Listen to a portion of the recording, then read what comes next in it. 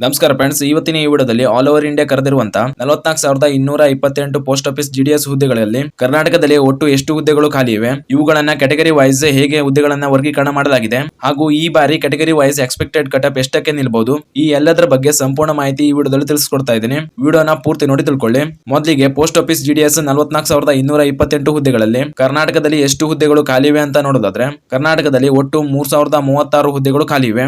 ಇವುಗಳನ್ನ category wise ಹೇಗೆ ವರ್ಗೀಕರಣ ಮಾಡಿದ್ದಾರೆ ಅಂದ್ರೆ, ಯುಆರ್ ಕ್ಯಾಟಗರಿಯಲ್ಲಿ ಬರುವಂತಹ ಅಭ್ಯರ್ಥಿಗಳಿಗೆ 1,245 ಹುದ್ದೆಗಳು ಖಾಲಿವೆ. ಒಬಿಸಿ ಕ್ಯಾಟಗರಿಯಲ್ಲಿ ಬರುವಂತಹ ಅಭ್ಯರ್ಥಿಗಳಿಗೆ 752 ಹುದ್ದೆಗಳು ಖಾಲಿವೆ. ಎಸ್ಸಿ ಕ್ಯಾಟಗರಿಯಲ್ಲಿ ಬರುವಂತಹ ಅಭ್ಯರ್ಥಿಗಳಿಗೆ 454 ಹುದ್ದೆಗಳು ಖಾಲಿವೆ.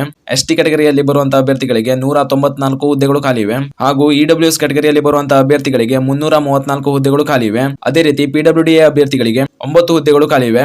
ಪಿಡಬ್ಲ್ಯೂಡಿಬಿ ಅಲ್ಲಿ ಬರುವಂತಹ ಅಭ್ಯರ್ಥಿಗಳಿಗೆ 13 ಹುದ್ದೆಗಳು ಖಾಲಿವೆ. ಪಿಡಬ್ಲ್ಯೂಡಿಸಿ ಅಲ್ಲಿ ಬರುವಂತಹ ಅಭ್ಯರ್ಥಿಗಳಿಗೆ 29 ಹುದ್ದೆಗಳು ಖಾಲಿವೆ.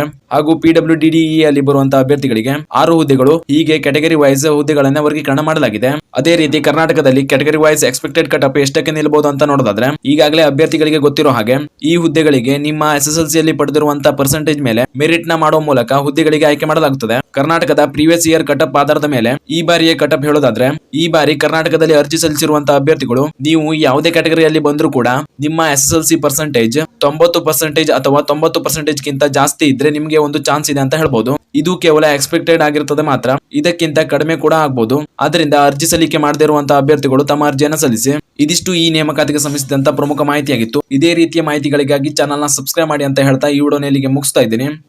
ಧನ್ಯವಾದಗಳು.